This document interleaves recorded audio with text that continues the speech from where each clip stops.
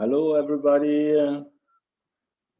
The Black Community Coalition for Justice and Self-Defense from Germany, Hamburg, is welcoming you to the takeoff of the Africa Unity Week of this year, 2021. We start off with a lecture of Brother Ajamu Umi from Sacramento, US, and AAPRP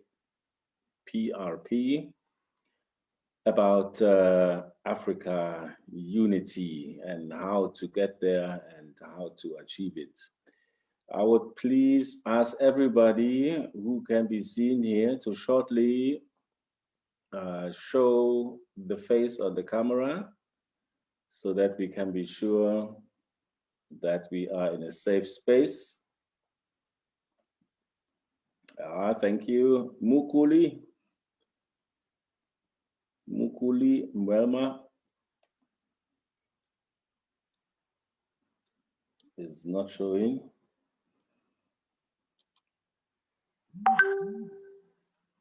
Yeah, so we also take the opportunity to thank the United States of Africa, GPAN, Global Pan-African Network, that is streaming this event on different channels.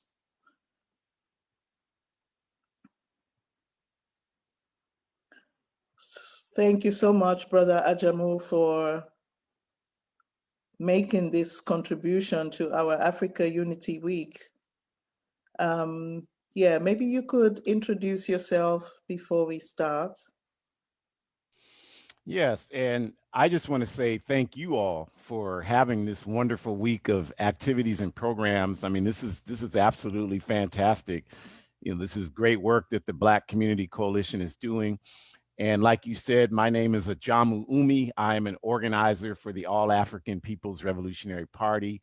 And I know there are some of our comrades that are actually there in Germany that are going to be joining us on this call as well. I see my wonderful comrade, Sister Saharazad, is already on. So there are some of us already here, and we're happy to be here and happy to contribute towards any work to bring our people together. The All African People's Revolutionary Party is a mass, independent, revolutionary, Pan-African political party based in Africa. And our objective is Pan-Africanism as defined by Kwame Nkrumah, one unified socialist Africa. So that is our work. And I have spent my entire adult life in the APRP and will continue to do so for as long as I have breath left in my body. And so we'll talk, you know, during the presentation a little more about what some of that work looks like. But yeah, just happy to be here to build these bonds. It's critical for our people.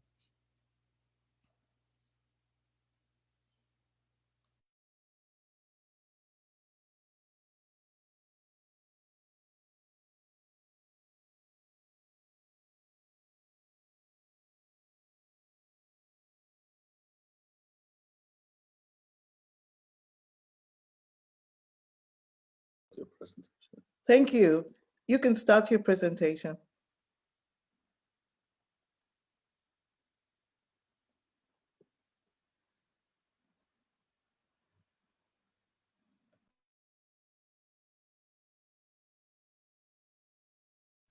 All right. So again, really appreciate you all having this event and allowing us the opportunity to talk about such a critical topic.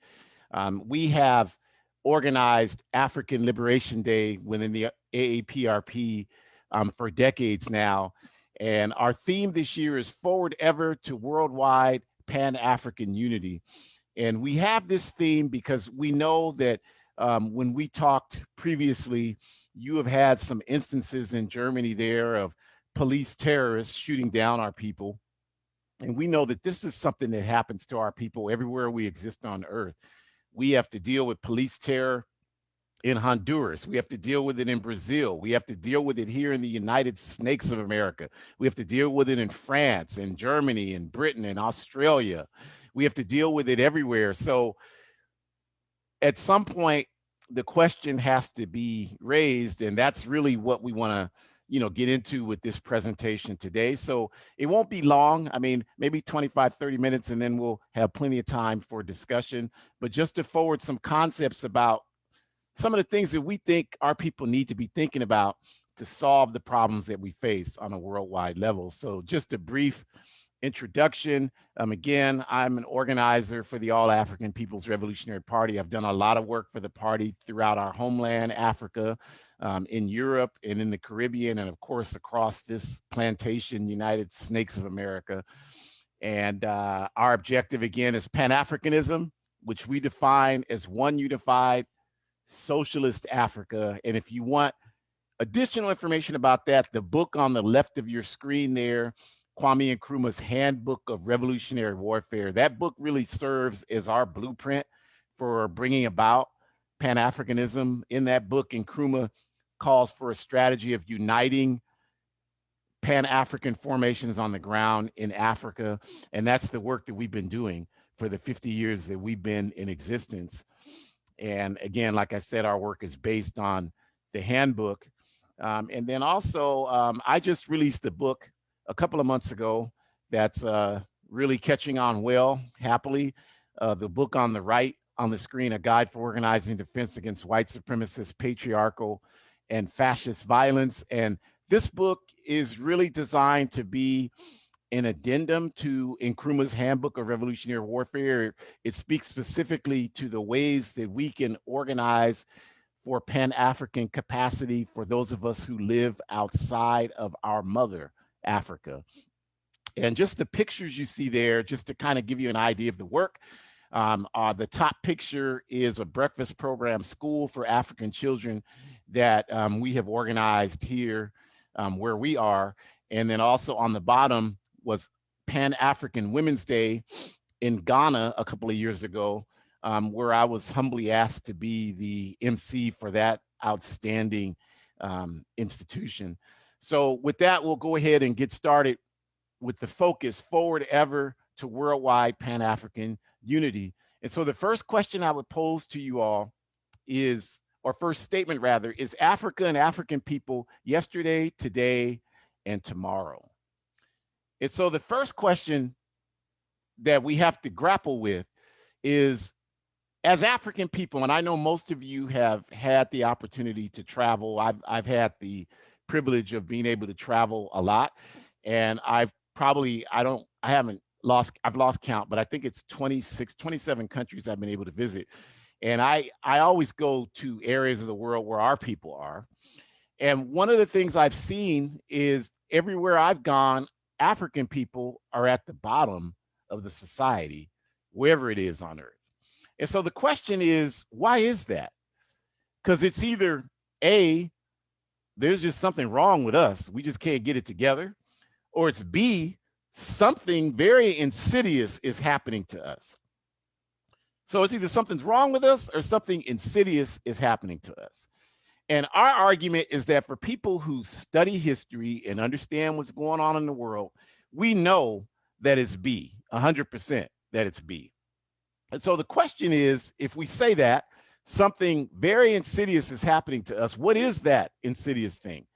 So the question is, what are the mechanisms of colonialism that were established and that dominate over Africa and African people today, 529 years later, after colonialism, hundreds of years later? What are those things? What did colonialism bring? Because some people say, well, colonialism has been over now for 60 years approximately, so we can't talk about that anymore. That's an excuse. We can't talk about that. So for the people who say that and believe that, we have a definite challenge for you. And that challenge would be, we would look at the history of what's happened over this last 500 plus years. And the picture on the left kind of illustrates it for you. You had what was called the transatlantic slave trade in the introduction of colonialism into Africa. So what does that mean?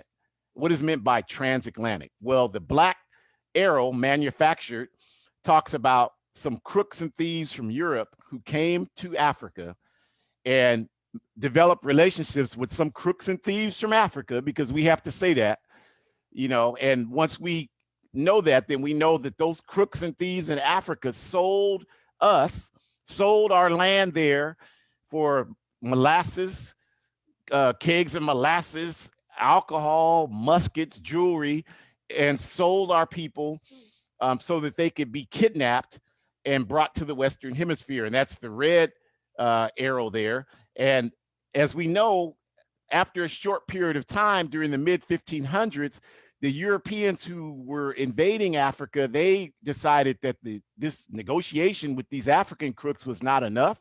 So they just began to have kidnapping raids, and they began to just massively kidnap us on a mass scale and steal us and force us over to the Western Hemisphere. And then the white arrow, the third leg of the triangle, is we pick cotton, sugarcane, hemp, and other things here in the Western Hemisphere. And that the money from that was shipped back to Europe. And so the question is, what happened to that money? Where did that money go? And the answer, of course, is that that money is the seed money that was used to finance the industrialization period, or the period where mechanization replaced human hand labor and took labor to a higher level of sophistication. And of course, the mechanization period or the industrialization period was the initial stages of the development of the capitalist system. And so for people who say, well, why are we still, okay, that's great. We understand that. But what does that have to do with anything? Well, what it has to do with is that the main players in the capitalist world, multinational corporations, they got their start through this process, through the seed money we're talking about that was produced from the transatlantic slave trade.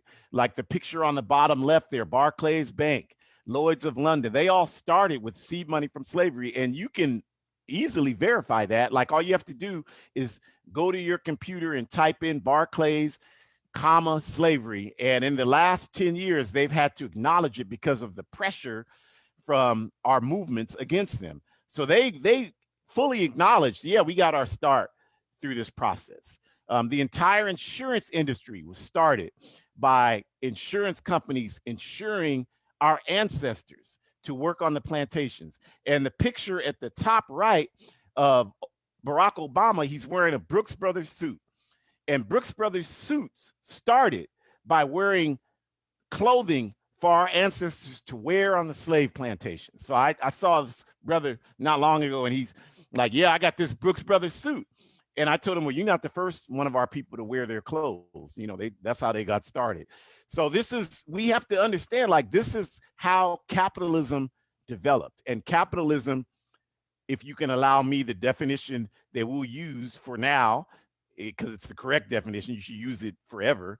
But the definition we use for this presentation is a system where the means of production, the food, clothing, water, all the resources are owned and controlled by private entities for private profit. So the means of production owned and controlled by private entities for private profit. That's what capitalism is. And like I'm saying, this entire economic system was built on the back of Africa. No question about that. Built on Africa's back. All of the wealth was built that way. And so the next question people generally have is that, okay, I get that. That's a terrible thing. But that was 500 years ago. So why do we need to talk about that in 2021? And what does all of that have to do with how we can move forward in 2021? Well, the answer to that is this colonial slave system that was put in place established the institutional mechanism to ensure that that inequality was institutionalized. So the system of colonialism that was established then established the mining industries in Africa that were owned by multinational corporations. So today you're watching this presentation either on a laptop, computer, or a cell phone, and that is the result of the use of columbite tantalite, or coltan, which is the rare earth mineral ore that can only be found in plentiful supply in the Congo and Mozambique. And our youth in the Congo and Mozambique pick it by hand. And they work 12 hours a day, 7 days a week. They make the equivalent of about 35 US a week doing that work. They die on average by age 35 because of the terrible work conditions. And multinational corporations like Apple, Samsung, Motorola, etc., they make record profits off of this exploitative process. And I could tell you the same story if we talk about cocoa from West Africa, if we talk about bauxite for aluminum from Guinea, if we talk about diamonds from Southern Africa, oil from Shell, the picture on the bottom there with the African with the car, like we are so happy just to have a car that we don't even have the capacity to think that all the minerals that were used to create that automobile, the steel, the zinc that's used to bend the steel, the rubber for the tires out of Liberia, the aluminum, which is from Guinea, again, that's where that comes from. We should be controlling the entire industry of producing cars on a worldwide basis. So this all the wealth of the capitalist countries, Germany, Britain, France, Portugal, Canada, the United States, the Zionist state of Israel, all of these countries, their wealth came from this process right here that I'm describing to you. Israel today produces 40% of the polished diamonds on the world market. There is not a single diamond mine in the Palestinians' country of Palestine that they call Israel. Those diamonds come from Africa and they are stolen. There's no such thing as conflict diamonds. Every diamond that comes out of Africa is a conflict diamond because the process is based on this inequitable exploitative system that I'm explaining right now. So this is how they didn't get where they are through hard work, industrialistness, and focus. And so if we want to have that, we think we have to imitate them. They got what they have today. I'm talking about the capitalist countries that I just described. They have all the wealth through theft and murder, period. That's how they got what they have today.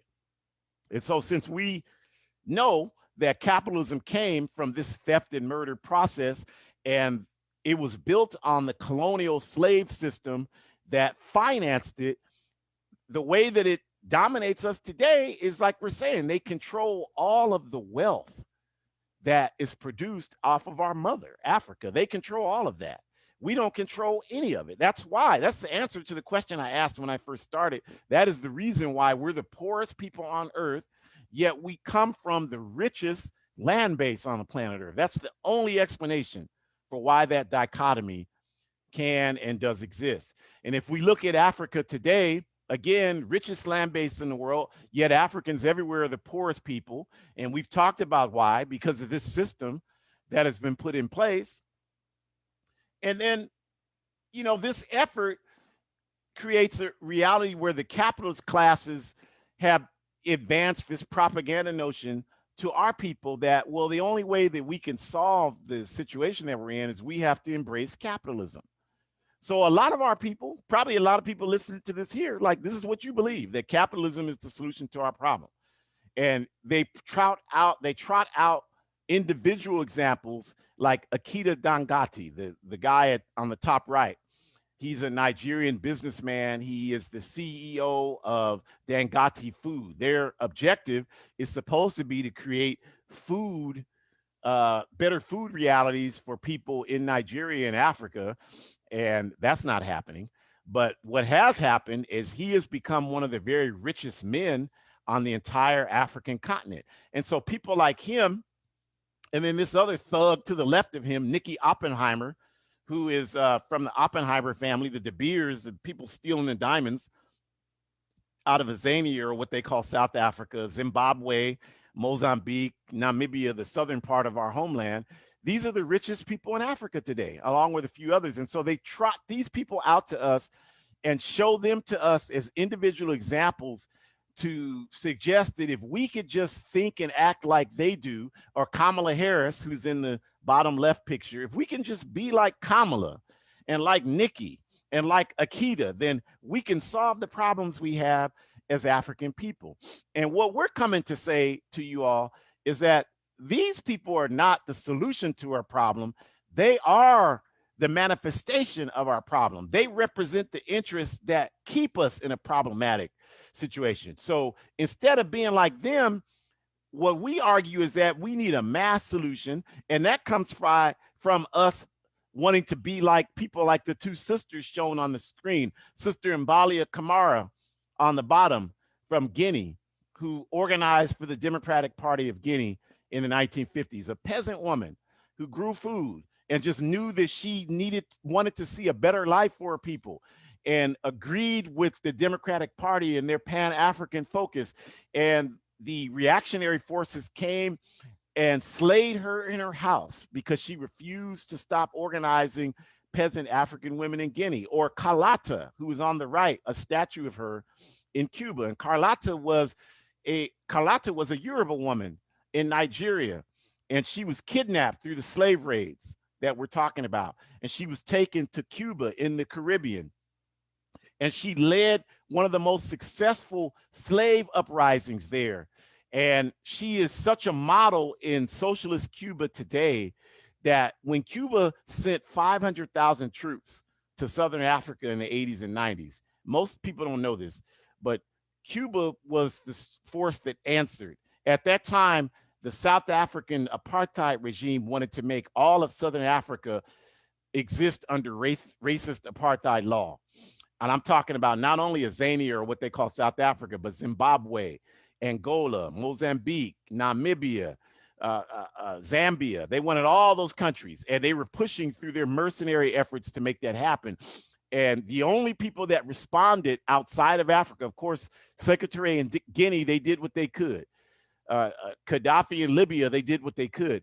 But the only people outside of Africa who responded was socialist Cuba. They sent 500,000 troops, and they were the reason, with those 500,000 troops, that the racists were pushed back and unable to complete their plan of making the entire Southern Africa and eventually all of Africa under racist apartheid. And they were actually the reason that Nelson Mandela was freed from prison, because that was a negotiation agreement for the Cubans to leave Southern Africa, to leave Angola.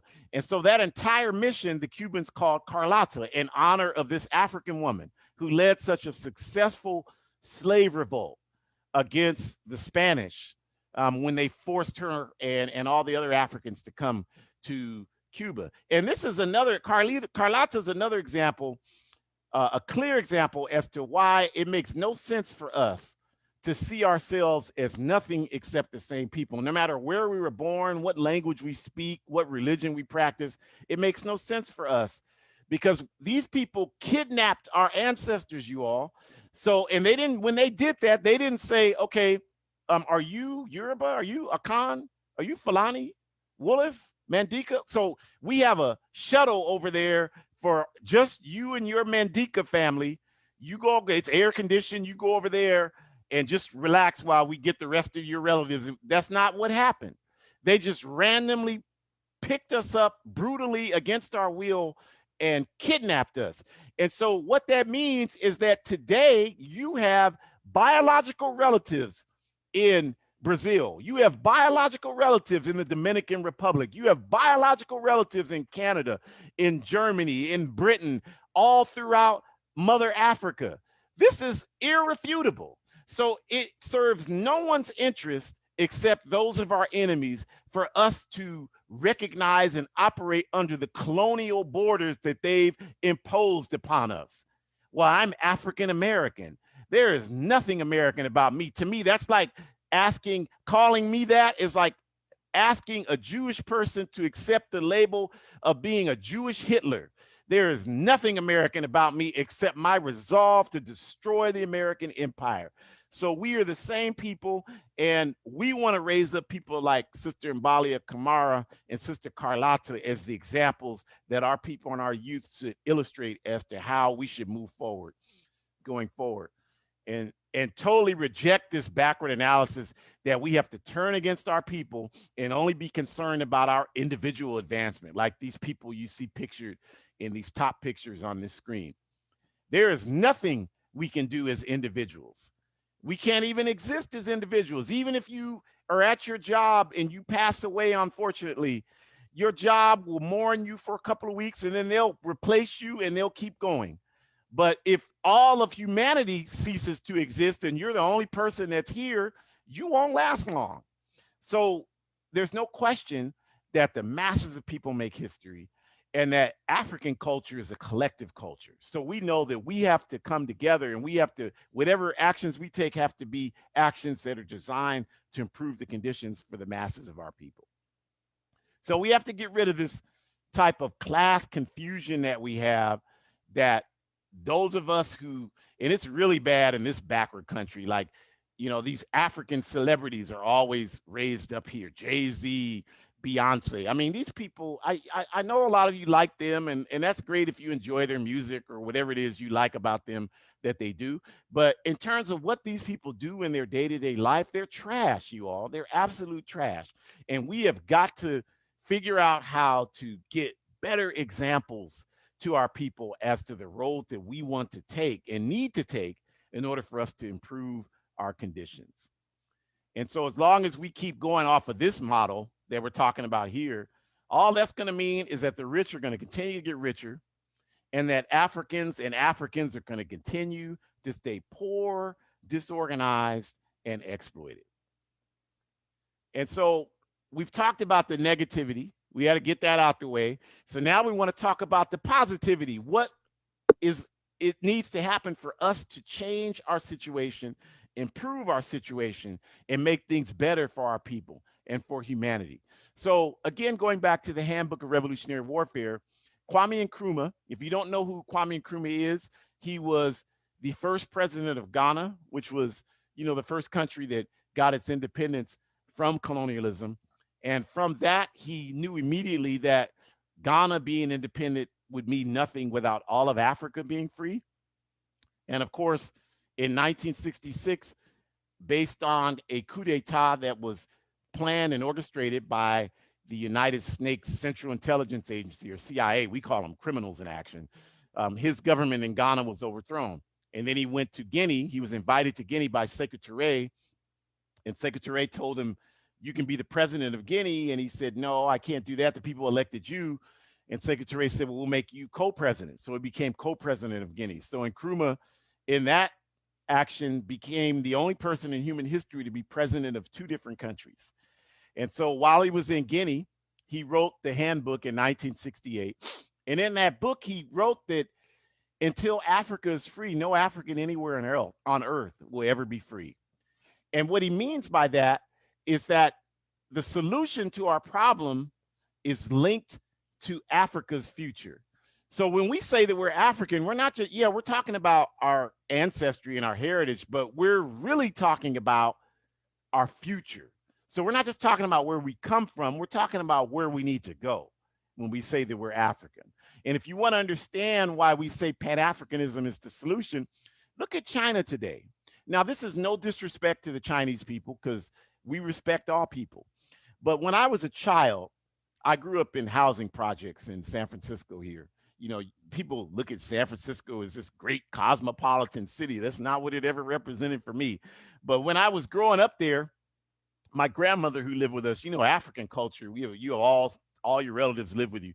So our grandmother and several other relatives lived with us. And I was 11 years old. I was trying to move a refrigerator. It was very heavy. I was not having much success, but I was determined.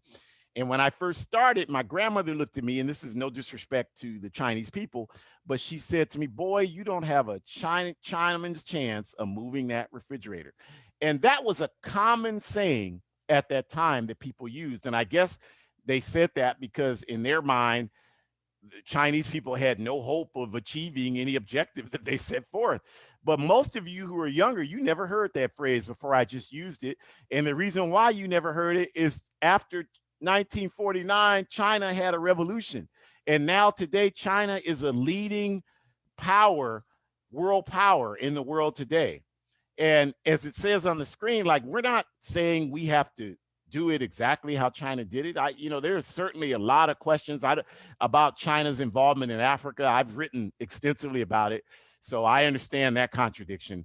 But at the same time, it's not like the imperialists are trying to make you believe that China's involvement in Africa is the same as theirs. It's not the same, but it's not what we need in Africa. But what they have is what we need, you all. They have respect, because what they've been able to accomplish is, no matter where you are, listening to this right now, if a group of Chinese people came into your presence, you would have respect for them. And everybody else around you would have respect for them. Well, who are they? They're from China. Oh, why? Because China is a world power. It's a force to be reckoned with. And the point of this, you all, is the problem that African people have is we don't have that. Our mother is weak.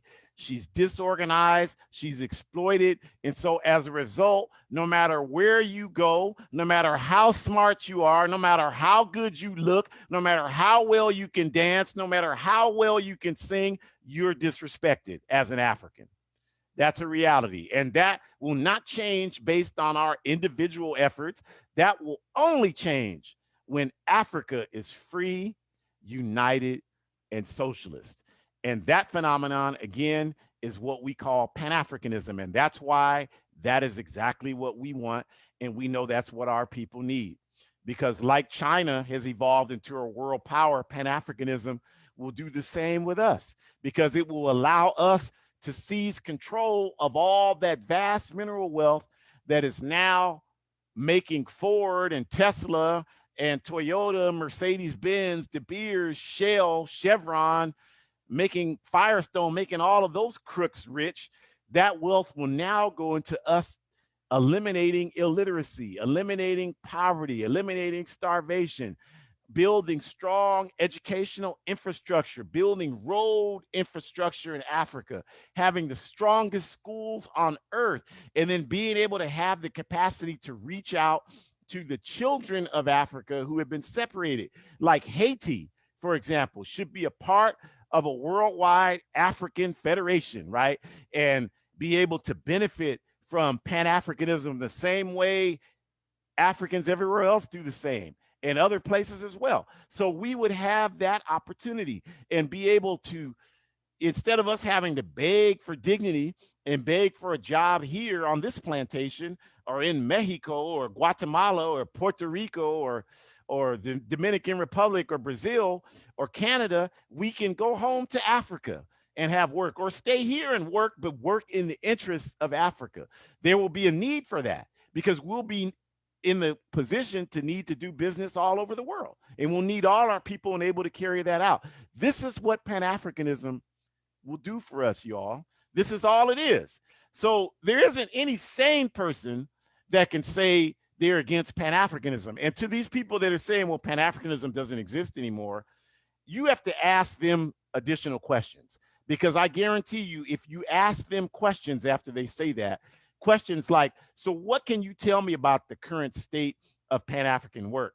What can you tell me about the work that's been going on over the last 50 years? You will find that they won't be able to tell you anything, because they don't know anything about it. Those of us who are involved in Pan-African work can tell you all about the work to build Pan-African reality and capacity around the world. So this is why we say Pan-Africanism is what we need.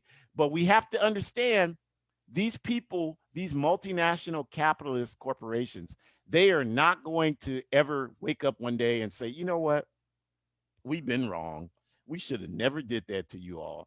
Guess we're just going to redistribute this wealth that we stole from you. That is not going to happen. Okay. So the only way we're going to get Pan-Africanism is we're going to have to organize and take it. We're going to have to take back what was stolen from us. And I know some of us, that's a problem, you know, because we've been trained through these colonialist values. And so the colonizer can steal whatever they want from us, but we can't, you know, it's somehow wrong for us to correct that injustice. Well, that's just your dysfunction. Like we gonna organize and take back what was stolen for us. Okay. And all the people who don't want to claim Africa now, once this happens, they will be out Africaning us. They will be in line ahead of us at the airport, trying to get home, to identify with this new strong place in the world that has a place at the top of the planet. And that's what we want. And that's what we need. And so right now, the step for us is simply in convincing our people that this is the reality that we need as a people, because we've spent 500 plus years trained by our enemies. Everything we have, the languages we speak, the one I'm speaking right now, was given to us by our enemies. The education we got, given to us by our enemies. The way we understand to practice our spirituality, for the most part, given to us by our enemies. And so we have to do so much work to deconstruct that, because right now we think that we're Americans, or we're Canadians, or we're Germans, or we're French, we're Parisies, or whatever that is. That's what we believe. And I'll give you an example real quick as I come to the point of closing, is that I went in a store, and I wear African clothes often. And I went in a store, and it was owned by a brother from Ethiopia. And he saw me, the way I was dressed. And so he said, where were you born? And I said, well, I was born in San Francisco. And he said, oh, you're African American. And I said, no, I said, no, you are. And he said, I am. What do you mean? And keep in mind, his little daughter, I assume it was his daughter, was running around the store. She had on a shirt with an American flag on it. And he has a store here. And I said, you're an African American. He's like, why are you calling? I'm from Ethiopia. I said, I realize that, but you're still an African American, because identity is about what your interests are and how you represent your interests. That's what defines your identity. And so if you think about it, the way you know what a dog is, or a cat is, or any animal, is by what they're doing. You don't have any idea. The dog didn't say, well, you know what? I came from, Uganda. The dog is not telling you that. You know what the dog is based on how they appear and what they do. They're going to want a bone. They're going to bark. They're going to chase a cat. That's how you know what they are, their interests. Well, that's the same with human beings. Your interest defines who you are, not just where you came from. And so this is what I explained to this brother. I said, you came here. My people were kidnapped and forced to come here. And so I'm an African in America fighting against this backward system. You came here voluntarily, brought your family here, got your child wearing the symbol of slavery on their chest. My child would never wear that. In fact, we burn American flags in our household. And so you're the American. I'm not the American. I have that's, we have got to convince our people, and that's not going to be an easy task, but it's one that we can and will do, that identifying Africa first, no matter where you live, is crucial for us being able to solve our problems, no matter where you live. So to do that, we have to have organization to get this message out. The problem we have right now, you all, is that most of our people everywhere in the world are not in any organization. Although each and every one of us has an opinion about organization, we're not in any organization. And we have got to stop that kind of nonsense, because the only way that we're going to be able to spread this mass message of Pan-Africanism is we've got to get most of our people engaged. Think about it. If we had 30% of our people on earth in organizations, you cannot deny that that would raise our level of existence to a higher step. Just by that, just that alone would do that, because that would mean we'd have more people understanding the conditions we face. We would have more people understanding how to respond to those conditions. We would have more people working in concert with others to do that work. But right now, we don't have anything close to 30% of our people in organizations. So instead, what we have is all this individualism. And you talk to people and you say, well, Africa's in our future. And not me. I'm born in America. I'm born just the individual approach. And this is what keeps us from moving forward. So what we need right now is those that understand what we're talking about. You got to be an organization. You can't just understand it as an individual. You got to be an organization. And we have Pan-African organization logos there that we work with. The Amilcar Cabral Ideological School in Nigeria, the Azanian People's Organization in Azania, South Africa, Pan-Africanist Congress in Azania, South Africa, Democratic Party of Guinea, Pan-African Union of Sierra Leone, African Party for Independence of Guinea-Bissau, and many, many, many, many others. Zimbabwe Movement for Pan-African Socialists, All African People's Revolutionary Party. So you might say, well, I don't like any of those groups. None of them are any good. We're not even here to argue with you about that. You'll be surprised. You expect us to argue. No? Okay, you don't like any of those. Then you should today start the I wish he would shut up organization and organize that political formation. And I will help you start the I wish Ajamu would shut up organization, because you're going to need certain things for that organization. You're going to have organized political education. So I'll help you develop, based on our AAPRP template, a political education process for your I wish Ajamu would shut up organization, because this is not an ego thing for us. We want our people to be free, and we know that is not going to happen until we are organized. And so, if you don't, the point there, I'm using humor, or hopefully people aren't offended, but if you are offended, you probably should be. But the point of it is that if you don't see the organization that you think is best to address this problem, that doesn't release you from accountability and responsibility. You have a responsibility to start one, and or make these existing ones what you think they should be. Whatever way you slice it, you have a responsibility. We cannot do this without you. If we could, I would have done it a long time ago, and I would be in the mountains right now riding my bicycle and not even worried about a thing.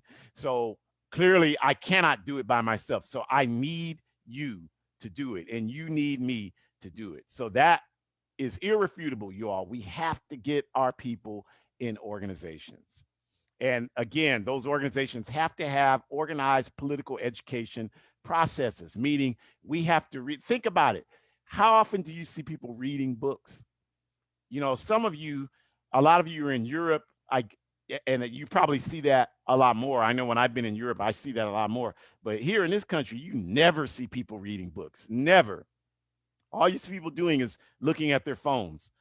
And they're not looking at anything but a bunch of nonsense. So we've got to have comprehensive study of the conditions that impact our lives, and a process where we have ideological training to develop our understanding. Because you can go to these, look, I went to these bourgeois colleges. You're not going to learn about any of this stuff we're talking about in these bourgeois colleges. All that's designed to do is confuse you and make you a committed slave to the capitalist system. That's all it's designed to do. I did it. I'm a slave with a master's degree. So you can't tell me anything about that. I know exactly what that's about. But it's good to do it because it'll help you at least get some of the discipline, whatever you need to learn how to study. So do that. But you have to have that organized political education. And African Liberation Day, which is coming up, and again, the theme for today, Forward Ever to Pan-African, Worldwide Pan-African Unity, African Liberation Day is our tool to do that. And you all know, wherever you are, the capitalist system has all these institutions to propagate its interests. Here where I am, two of them that they use, they have a number of them, but two of them that they use are what they call the 4th of July and Thanksgiving. And so the 4th of July is commemorating when this country, the colonists here defeated Britain in 1776. But African people were enslaved then. But they totally dismissed that. So every July 4th, they have a huge Independence Day celebration here. And they act confused when you as Africans say, I'm not, slavery didn't even end until 87 years after that in its formal sense. And I would argue it's still going on today. But whatever the case may be, it certainly was in full force in 1776. And they act confused when you say, well, I don't have 4th of July has nothing to do with me. They expect you to participate in their institutions and uphold their interests. That's what it's all about. That's why they have those institutions. And then Thanksgiving, they sell it. They lie and say they sat down with the indigenous people of the Western Hemisphere and had a meal. They killed them and stole their land and put them on reservations. So we don't celebrate none of that. But those are their institutions designed to confuse people into thinking that this is to justify and normalize what they've done. So we have to create our own institutions to say, no, this system is a backward system, and we have to bring our people together as one, no matter where we are, what we speak, what religion we practice, and organize ourselves to win back our dignity and self-determination. And so African Liberation Day is an institution to do that. So we certainly hope you will join us. The flyer is there. You can go to AAPRP Twitter. You can go to AAPRP Facebook. You can go to AAPRP YouTube, and you can watch the events, and the timing is there on the flyer. I think it's 5 p.m. UTC time. when it starts. There's an event on May 23rd, and then there's another event on May 25th. And so we certainly ask you to do that. And if you're in Africa, or if you're planning to be in Africa, we're having on the ground events in Johannesburg, in Zimbabwe, in Nairobi. I don't know exactly the town offhand in Zimbabwe, but in Nairobi, we're having it, in Accra and Takoradi in Ghana, and in Bissau and Guinea-Bissau, and then at Dakar and Senegal, we're having on the ground events. And then there are events throughout Germany as well, which I'm sure those of you there are aware of, and we can talk about those.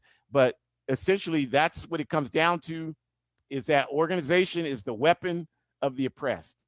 And for us to have Pan-Africanism, which is what we need organization. And so now I'll stop, and I'll just say before I do, if you want more information about the All African People's Revolutionary Party, it's there on the screen, www.aprp-intl.org. If you want information, you want to contact me and throw rocks or whatever it is you want to do, my site is abetterworld.me. The Handbook of Revolutionary Warfare, and then the book that I just wrote, more information about that is at abetterworld.me. And then I've also on the editorial board for hoodcommunist.org, and I always recommend that group because it's a collection of African revolutionaries from various organizations. So check that out if you're not aware of it and don't know, you should check that out. But at that point, family, I'll go ahead and stop. And if there's any discussion or however you plan to proceed, I'm just thankful to have been permitted to be a part of this program today.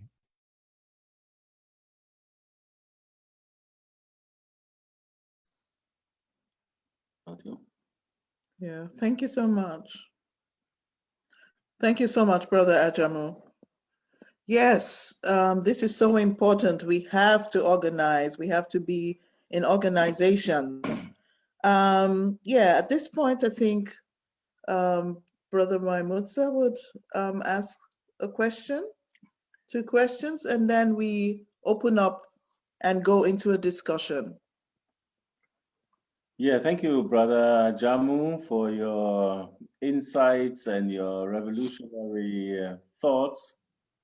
I think many within our communities, which is very diverse, are still also in sort of a confusion with their backgrounds versus the colonial nationalities that have been put into place at the Berlin Conference. And nowadays they have the same national idea of being Nigerians, of being Guineans or whatever. And if we talk of the African unity, that should have been the first question. And indeed, as far as I know, it was the first question, whether to overcome the colonial borders or to go from there and try to change it later. So the decision was to go from there and try to change it later. And here we are, we're still trying. How would you see the possibilities to tackle this problem? So I think like the approach that we are taking, which I am convinced is the correct approach, is that, as you mentioned, like the colonial borders, you know, all of that, none of that was created by us. So the solution is us creating a mass movement of Africans that can just throw all of that away, you know, and just create, as the organization's name indicates, a United States of Africa. That's what we need. And I think this question of, you know, we see this, right? Like I've been in the French-speaking African countries, and you know, I've talked to people there who they're only, you know, the speaking the perfect French and having the perfect understanding of French culture, and then, you know, in the British speak colonized areas as well, and then over here, you know, it's the same thing. So I think what we have to do is just really talk to our people on a mass level. You know, here in this society, what they've done is they've convinced Africans that, well, Africans in Africa don't want you. So that's a common belief over here. And what we constantly do is explain to people like, well, who did you get there? Well, I talked to somebody from Nigeria, and I'm like, okay, so some random person tells you something and you believe it for the rest about yourself and your history and your future, like for the rest of your life. Like, what kind of planning is that? You know, we have to agitate through that and have these conversations, thousands upon thousands of them, and we'll begin to see the culture change. Because what I tell people is that, you know, the first time I went to Africa was, I don't know, 35 years ago. And when I went, I went to a country that they weren't speaking English. And I'm not going to say that I didn't have any problem understanding. Of course I did, but it wasn't what you would think it would be. Because when people were on the street debating, when they were taught whatever, like the mannerisms were the same. And that was phenomenal to me. Like, I couldn't believe it. I'm like, this is the same. Like, I know what these folks are talking about because of how their body language is indicating it, because we are the same people. They cannot take that from us. So I think when we give examples like that to our people can understand it better and see it practically. And then we can begin to easily break down these barriers that, you know, these people have spent so much time erecting in front of us. Okay. Mhm.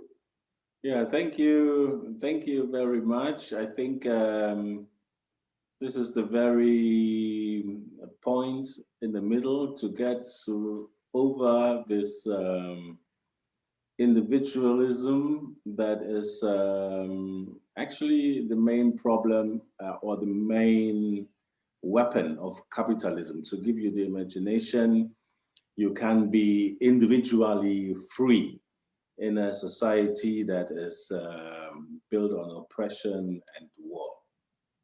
Okay, we have been organizing this event within our Africa Unity Week, and we also have A coalition. another coalition of more organizations, which is called the Bündnis 25. Mai. So it's a coalition of Black organizations all over Germany. And so this event was the first in a row of all this. Also the AAPRP event on the 23rd is part of this row of series of events. So we would like to open the discussion to everybody, but for this reason, we would say goodbye to our live listeners. So those who want to be part of the discussion, please get the link from the Facebook event and join. Yeah.